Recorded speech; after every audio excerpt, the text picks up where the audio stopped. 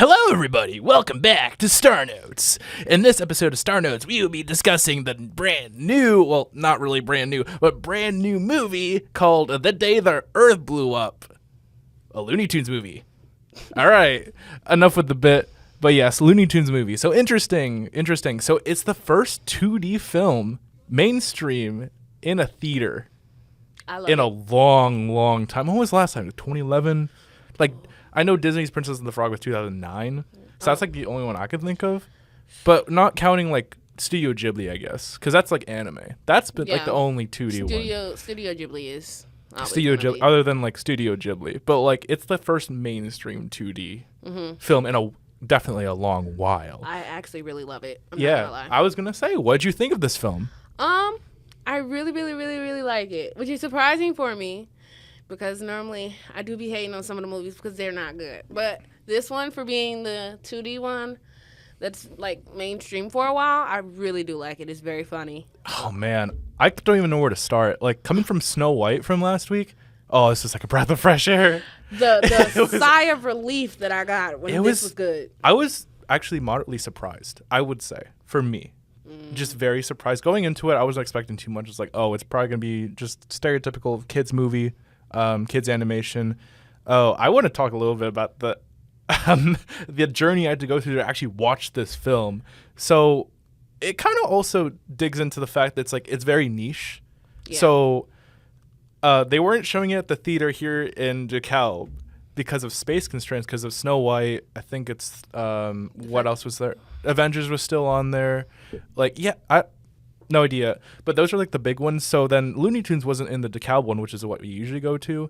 So I had to go and take an entire journey to Sycamore to be in a small theater with 3 people in it just to see the movie, which is kind of baffling considering like how good it was. It's probably because most theaters kind of don't see it as a priority.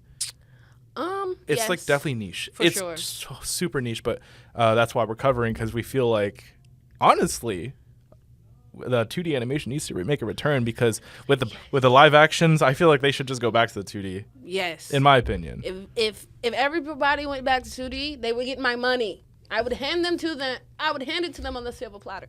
Like Lilo and Stitch 2002. Imagine if they had like a spin-off of that, like. Oh my gosh. So I don't know. So it's a good discussion to talk about. I was pleasantly surprised with the movie. It was actually a good storyline. The jokes were kind of well timed. I will say Daffy did throw the F-bomb, which is what surprised me. Daffy also threw it back. I'm not gonna lie. He threw it back. Talk into that in a second. But it's just like, it's definitely catered towards adults, and it seemed like the target audience was Gen Z and millennials. It was definitely made by millennials. We'll get to why definitely in a second. But let's just get right into the actual storyline. So let's start. So obviously we're introduced to like the origins of Porky and Daffy's sort of friendship. And Farmer Jim, I believe. Farmer Jim? I'm not going to lie. Farmer Jim ate it up. I was going to say, the having him when he was like walking away, and that final one he was like stepping forward, like, they did a lot of visual gags. It was amazing. Yes. But then do you remember the one scene where he turned around and he was like fully animated? When he was a crazy cloud. Oh, no. But before, like when he turned around, it's like a watch over your family. Yes, or like remember. That one was good, like fully 2D animated. So it's like they're bringing in the old and the new style. I greatly appreciate that. I loved it. So obviously, whatever the hell happens to Farmer Jib, he dies. I was wondering that. I'm like, what? I think it was probably a metaphor for probably dying. Most likely. But okay. Because he ascends to the clouds, I guess. So I guess it was a good metaphor. But then we cut to first of all, we completely missed the beginning portion where there was like a little meteor coming in, and then a mysterious artifact. It lands on Earth. And then this weird scientist fellow basically is like, what happens? What happens? So that's kind of like where we go into. So we cut forward to Porky and Daffy. They're about to get evicted from their house because there's a giant hole in the roof from the alien mothership sort of thing that landed on Earth, I guess. But yeah, so they're kind of struggling to find a job. So that's how they get into like, oh yeah, let's go work at this like this farm or like this whatever it is. And then newspaper boys, and then Daffy always finds a way to ruin it, which is kind of the theme. Everything. Yeah, and then we get to the influencer part. Do you think we should become influencers? But dude, look, and then the moment Daffy started like actually inflating, I'm just like, oh god. I gagged. Oh no. I gagged. But yeah. Just a viewer discretion is advised. You see twerking Daffy. This is kind of for adults. This is actually for adults. There's no way. Yeah, there's absolutely no way. But yeah, I like how they had the fired, and then the canceled when he was throwing it back. But I mean, and then from there, I believe that's when they meet Petunia.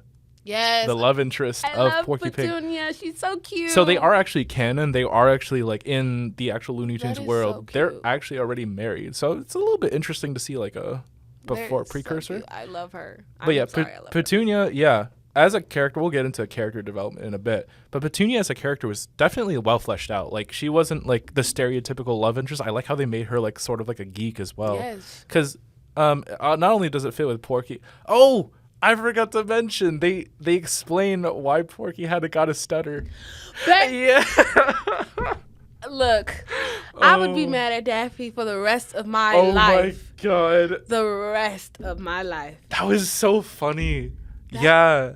This movie was really, really good. I'm not gonna even lie. Yeah. We've established it's good. Anyways, so continuing on, Petunia offers them a job at the gum factory. But then that's when we run into the scientist who's been hypnotized or brainwashed by like the alien force, whatever, puts alien goo in like their gum formula or whatever. Yeah.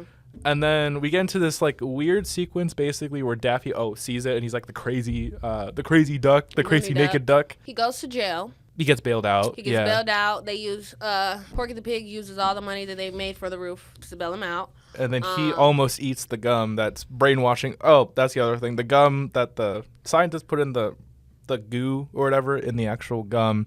Basically, when you chew it, basically you become hypnotized by like this greater alien being who we kind of like sort of learn at the beginning, but we don't actually see his face till like a little bit later on. He's kind of kooky.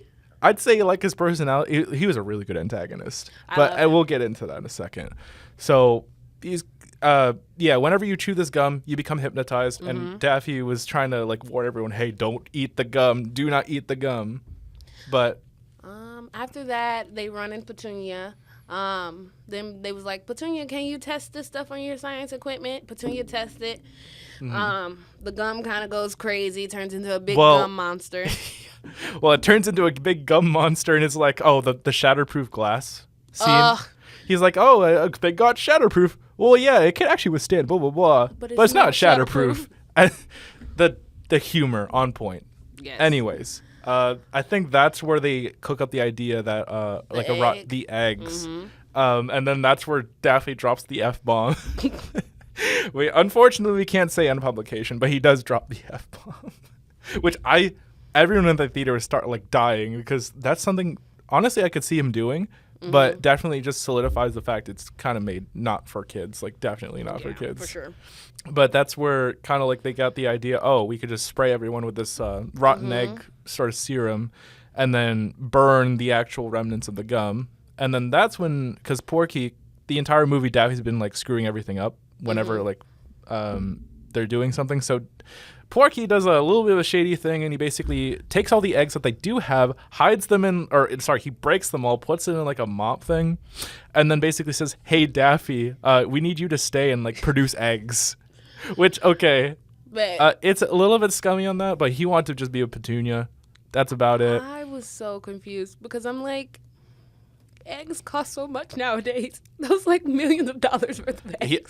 He really doesn't want Daffy coming around at all. But so Petunia and Porky go around. They kind of have a little bit of a montage, basically, saying like saving a bunch of people.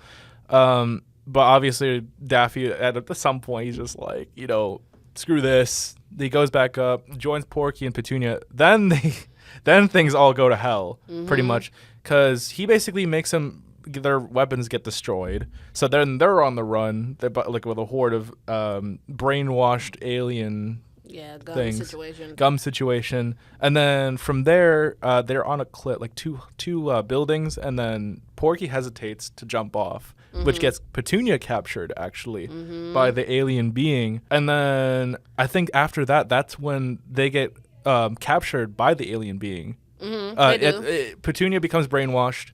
She grabs, like, I think her brainwashed state. Yeah, her gum. Yeah. She grabs Porky and Daffy, and then they basically hold them up as they destroy their house. Yeah. Which is unfortunate. And then they bring them up to the mothership. Yeah, they get abducted. Then they get abducted, and then from there... He locked them up. He locked them up, but that's when Daffy basically... That's when Porky basically said to Daffy, "Oh yeah, I did all this to you so you wouldn't screw anything up." 'Cause you messed And then everything up. the funny thing was, like, Daffy was like, "You know how hard it is for a male duck to lay eggs?" And I'm like, it's so super funny. But then they lock him up, and then we watch as the Earth blows up. Yeah. I guess it's a kind of funny play on words. So it's not actually like an explosion, but rather everyone blows a bubble and they surround the Earth in like a giant like gumball. Yeah. So yeah, the Earth blew up. So I thought that was so funny. I was like, oh, that's what I meant. Yeah. I was like, okay. So Plot then twist. in Daffy's and Porky's like kind of reunion where they kind of make up for each other, the absurd amount of tears that they have. Fishes were coming out of it. Fishes were coming out of it. Their tears broke all like their cage basically, and then they were able to escape. And I believe they just crashed into the I forgot what his name is. The alien guy. It's just the Invader. Yeah. Yeah, he's just known as the Invader. So basically, they foil the Invader's plan, and then they pop the bubble. That is like the main thing. And then it's just interesting because I didn't expect this twist because like at the end I was like, oh, it's probably the end of the movie. There's probably nothing after this. But then the twist comes in. It's like, I wasn't trying to destroy Earth. I was trying to saving it from the asteroid at the beginning, which actually like because they showed it. They showed it, but then they didn't talk about it for the But rest I forgot of about it. Yeah, I did. But yeah, that's what made it so good. It's like they had that twist ending. I wouldn't say the reasoning was pretty good though, because he's like, oh yeah, I'm saving the Earth by blowing a giant bubble to mind control people. I guess like that seems evil on the surface. Very. But like it makes sense. It was a pretty well thought out plot line. Something I definitely did not expect. Like I 100% didn't expect it. But then the whole reasoning is like, I want to save their precious resource. And I'm like, okay, what's the resource? Water, oxygen. Yeah, gold. Like, gold or, boba? Boba? I hate boba. You can tell this was made by a bunch of millennials. Like, millennials / Gen Z. No, I would say more millennials. Like, there's no way. Boba of all things. Boba of all things. And I was like, I was actually like visibly sighing. I'm like, it was kind of funny. But like at the same time, really? They could have picked something else. They could have picked something else. Like, I mean, that is fun. It is Looney Tunes. Yeah. It is crazy on purpose. So then they kind of like realize they're screwed because they just destroyed the only line of defense against Earth. Well, we didn't really know if it would have worked anyway.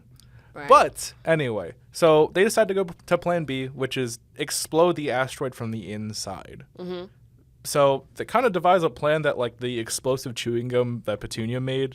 Yeah, early in the movie when we first meet her. Yeah, basically they're like, oh yeah, we just put a bunch of them in there, and then we put like those little like the novelty chewing the novelty chewing toys, and then we just it would result in a like explosive chain reaction, and then blow up the asteroid. So I believe it's Daffy, Porky, and Petunia go into the center of the asteroid where there's conveniently a little like rope. Yeah. I didn't think about that. Yeah, it was conveniently there's a rope in the middle of an asteroid if like you want to get to the bottom, which is kind of absurd, but that's the point. I believe Porky and Petunia, Daffy was supposed to go down there, but like Daffy was like, "Oh, I think I'm gonna mess everything up. Yeah, so I'm gonna give it to you. Yeah, I'm gonna give it to you, Porky." And then they do it, but then the novelty toys fall over. Yeah, they trip. Yeah, so then basically they don't have enough time left. They have to stall. Or, I'm sorry, they can't stall. They don't have enough time. Mm-hmm. So at the last minute, Porky's like, you know what, Daffy? Go ham. Go crazy. Go crazy.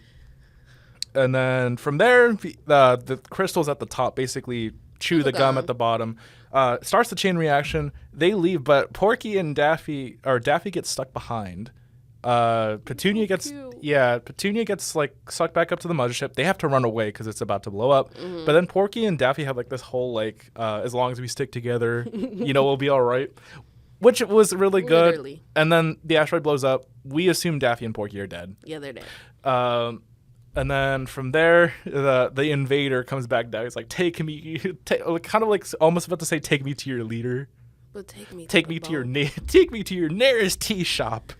But yeah, and then this is the part that doesn't make sense to me. Daffy and Porky fall from the sky. yeah. Oh my God, In one how did they piece. survive? Yeah, and then Petunia finds the missing ingredient, which is asteroid crystals, which they could have melded a little bit better. But then from there, kind of like everything ends from there. Yeah, that's it. Right, that's basically it. Unless I'm missing something. We're forgetting something. So after they survive, they go back to their house, realize it's destroyed. Mm-hmm. A farmer Jim ascends from above the clouds and tells them, hey, I'm so glad you kept the photo. Look in the photo, and it's a $5 million insurance policy for them to rebuild their house. And we see their house in the post-credits scene. The movie ends, and then in the post-credit scenes, they have a super big mansion with everybody in it. And then the final post-credit scene is the iconic Looney Tunes ending with Porky. Like, that's all, folks. But then Daffy comes in, and he's like, what? We can't end it on that. We got to have a sequel. And then it fully ends. Mm-hmm. So hopefully they have a sequel, because hopefully the sequel... is good. It's good. Yeah, I have high hopes for the sequel, obviously. So, overall, the plot, what do you think about it? Was it decent? I have some choice words to say, but I want to hear your thoughts on it first. Personally, I kind of love the plot. It was really good. I just wish they would have come up with something more original than Boba. I feel like that's the most original. No one's really doing that. I hate Boba. To play devil's advocate a little bit, I feel like... If I'm going to almost get killed and I get rescued by an alien from above or whatever, don't take me to no tea shop to go get no boba. That is so true. Don't take me to no tea shop to go get no boba. Yeah, what if you don't even like boba? I'm going to be upset. Like, everyone loves gold. Everyone likes oxygen. I almost die and I get boba. It's a punishment for living. I mean, anyways, at least for me, I'm kind of in the same boat where... It was a good plot line. Having those like two twists basically was really good. Like, I wasn't expecting it especially from a children's movie. This wasn't even a children's movie. This was not a children's movie by any means of the stretch of the imagination. But I think they could have done a little bit better with the ending. It's not perfect. It is not perfect because there's there's a little bit of plot holes. It's almost perfect. It's almost perfect. Specifically with the Boba thing, I guess that was a little bit too absurd. They kind of melded a lot of like the plot holes with like absurd sort of like reasonings in a way, and cute. You could argue that's like kind of like the Looney Tunes world, but from a objective standpoint, it's a little bit hard to believe, I guess. So yeah, especially with that ending, like the fact they just Daffy and Porky just fall from the sky like unharmed. I feel like that was like a bit of a stretch. Like, they could have at least explained it a little bit better. Or made them injured or something. Or made them like slightly injured or like psychologically scarred. You know. But they were just like, yeah. But that's it for our thoughts on our overall plot analysis. Really I guess now it's time to look at some user reviews. Ooh, I like this part. We're going to start with a 1-star review because it differs most from our opinion on it. Okay. All right. So, wow, what a stinker. I always love Looney Tunes, but this has the most ludicrous storyline. Lousy. I feel like this person is probably like a nostalgic fan. Yeah. Yeah, and they just probably don't like the new direction. I get what they say. If like you grew up in the whenever this came out, 80s, 60s, 70s, right? If you watch this and then you see this new like, oh wait, it's like the new millennial like Gen Z. I'm sorry, we're young. Yeah, but it definitely relates to us more for sure because we get a lot more like the influencer joke for sure. Let's do a 5-star review. I think we could. Yeah, we got this. So this one reads, "This was classic Looney Tunes in the best ways possible. The jokes landed. We had an audience of all adults, which is kind of like, yeah. And even the modern jokes did super well. Personally, I rarely go to see movies in theaters unless I think it's worth the theater experience, and The Day the Earth Blew Up is 1,000% worth seeing in theaters. More and more, my friends and family are getting tickets to see this absolutely goofy and well-animated film, and I will absolutely try to see it again before it leaves theaters." I agree. Like, I would go again and watch this again. If it was here in the theaters, I would make sure that I went and go see I'm surprised I'm surprised like it just wasn't showing in the theaters in DeKalb. Like it's just not large enough, I guess. It's just so sad to me that they would put that horrible movie Snow White in theaters over this one. I mean, but Disney has more money, so if they put it more in theater, they can put more in theaters. It still ain't gonna make more money than this. Oh, actually, I saw a good half-star review. Half-star? A half-star review. Horrible movie. Conflicting art styles. No humor for kids. And blatant adult humor was in bad taste.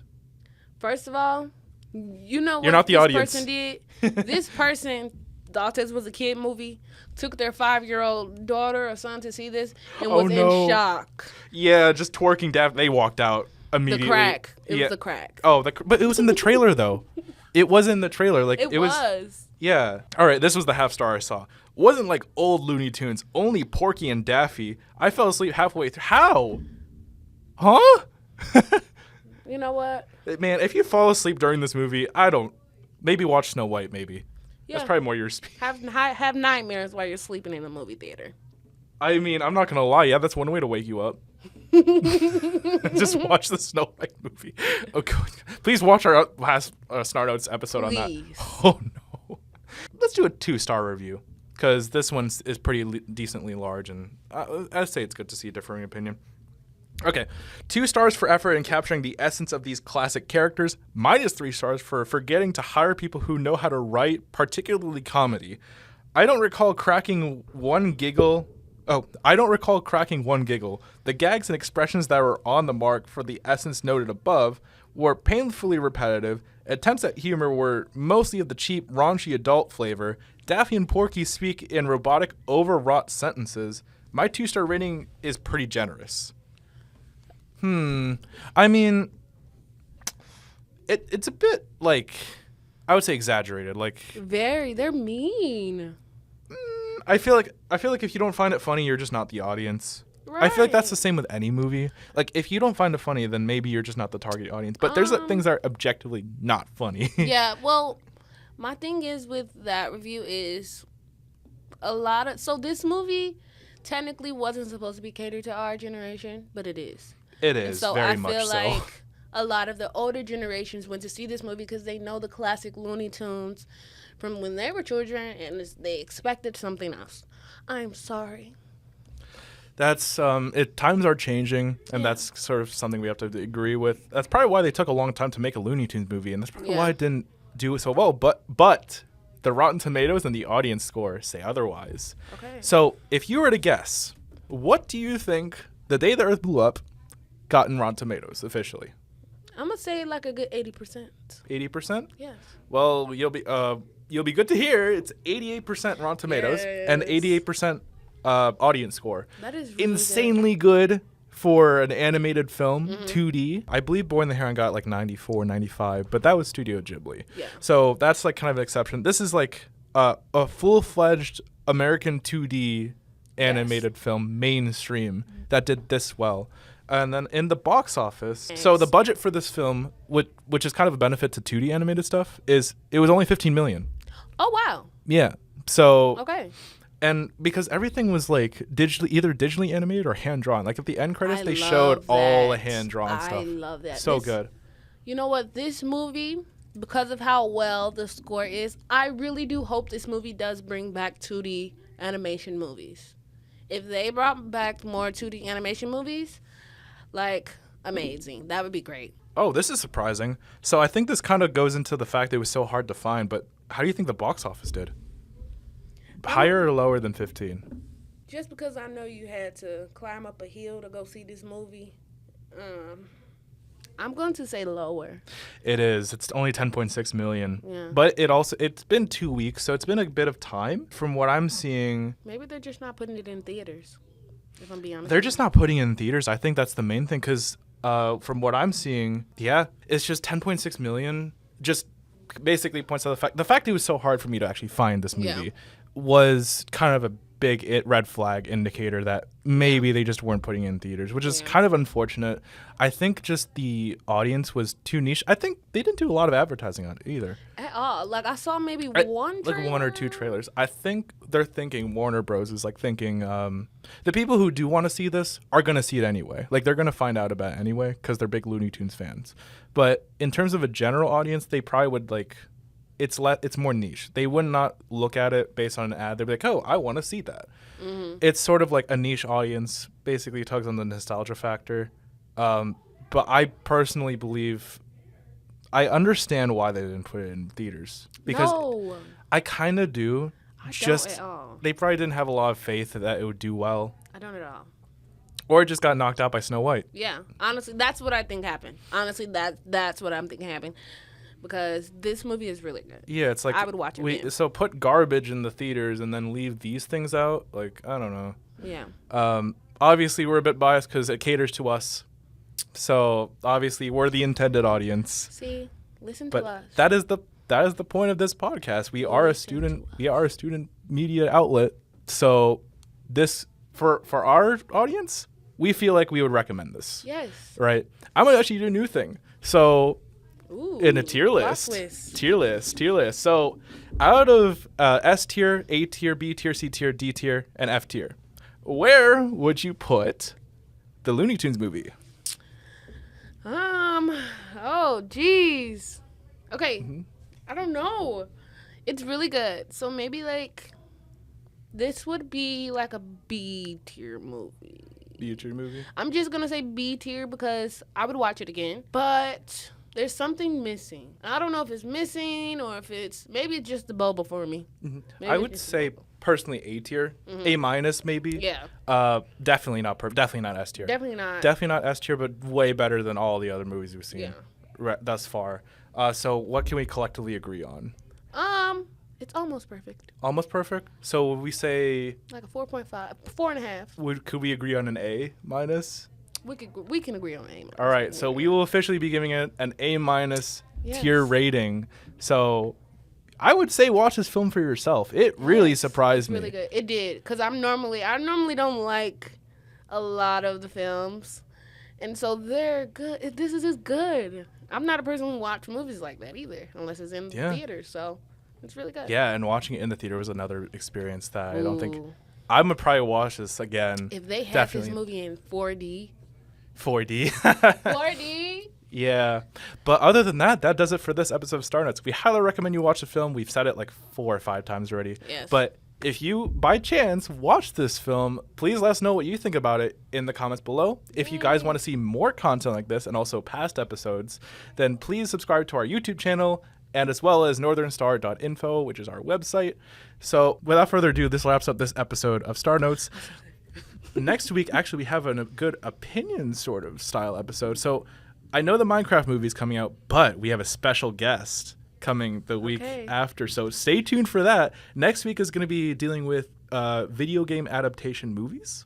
Ooh. So Sonic movie, Super Mario movie. Ready Player One. Because Ready Player One. And then the Minecraft movie. That's kind of like the main reason because it's kind of the biggest movie of the year. So it's on our radar. That's going to come in the week after next week. Okay. So with that, we'll see you guys all later. Thanks for tuning in. And without further ado, have a nice rest of your day. Bye.